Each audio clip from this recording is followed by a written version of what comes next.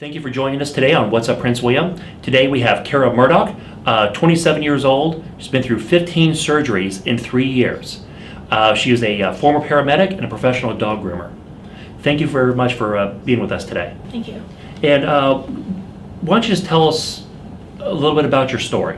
About 4 years, I developed a blood clot in my artery in my right arm, which led to an amputation below the elbow. I've had so many surgeries. I've had skin grafts, I've had flap grafts and everything to really rebuild my arm from the gangrene that took place. And being an amputee, how has that changed your life? I've had to restart from scratch. I can no longer perform my job duties. It is a career that I loved. I loved working with animals. I was very good at it. It's changed my life so much because driving, my license is on medical suspension.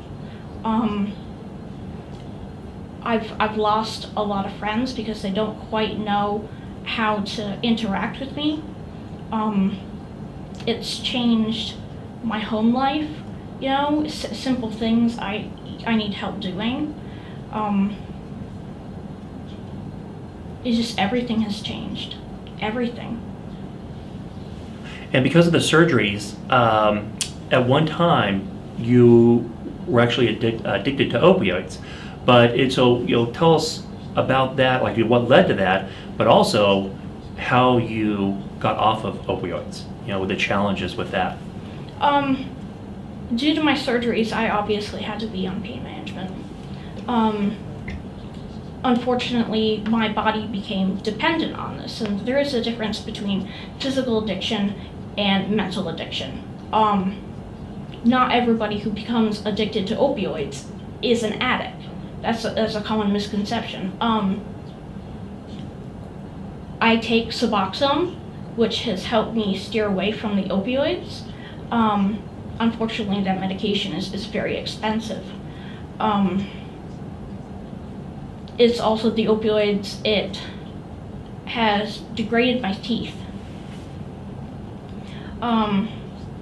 It leaches, I believe, the calcium or the vitamin D out of your body to the point where your teeth actually break down very, very quickly, whether you brush, whether you floss, or anything. It was unexpected. I was never told by my doctor that this could potentially happen. So now I'm in a position of where I'm trying to raise funds to get my teeth taken care of because unfortunately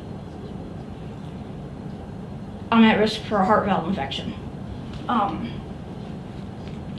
It can be caused by tooth decay, and it's a very urgent need for me to get these teeth pulled. But you know, being addicted to narcotics, you get treated differently because, oh, you're an addict, or oh, you're addicted, you're a bad person, and it's just not that case. And some of the challenges have been really, you know, being judged by medical professionals. You know, not getting to explain your story. You know, they look at your prescriptions and they say, oh, she's addicted, or oh, she's playing the system, and it's not always like that, you know. And so with having the amputation, having to go to the different surgeries, the medicines, how obviously this affected you being able to work?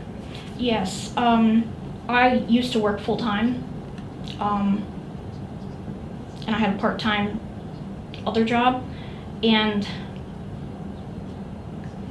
I used to be able to go nonstop, you know, just doing everything, was very excited for work and everything. After the amputation, after all the surgeries, I tried to go back to work.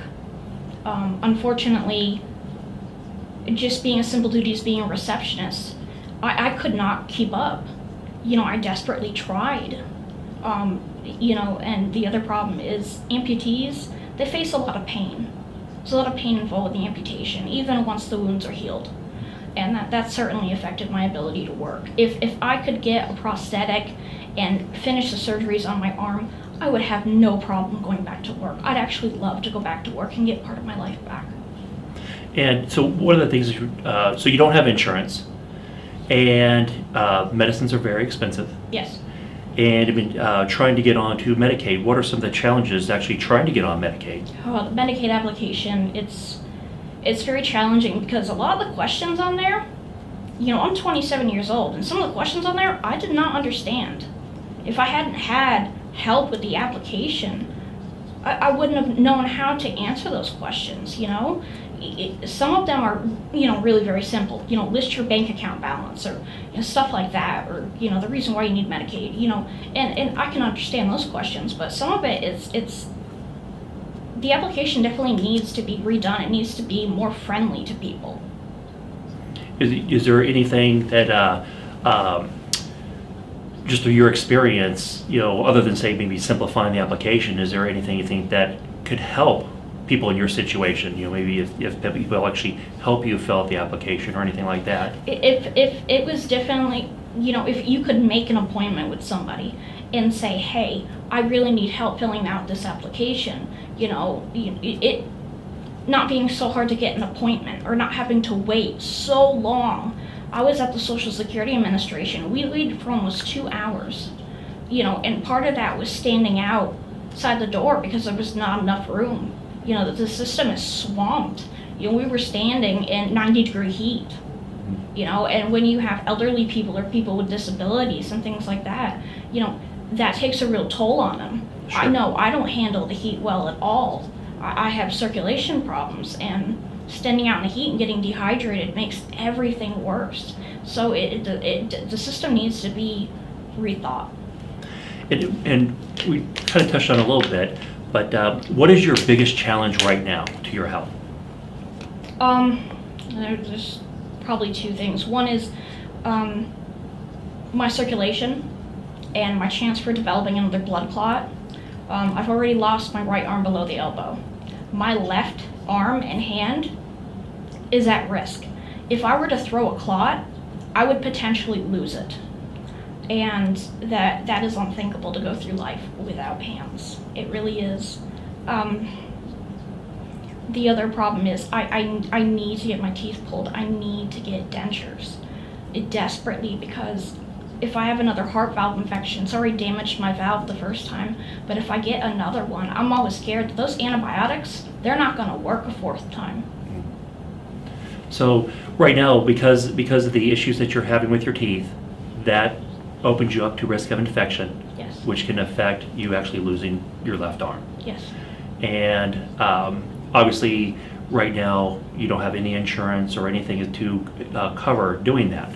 But you actually have there is a GoFundMe page. Yes, I do have a GoFundMe page.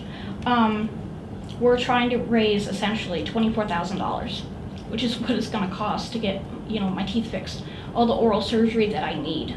It needs to be done in the hospital. One, because of the problems that I have.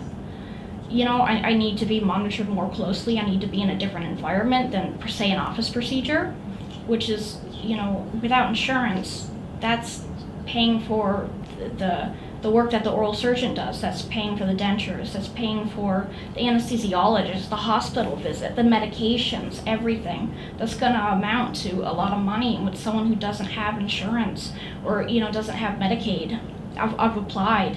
But everything's a waiting game, but that waiting, something potentially could happen. And I don't want to be back in the hospital.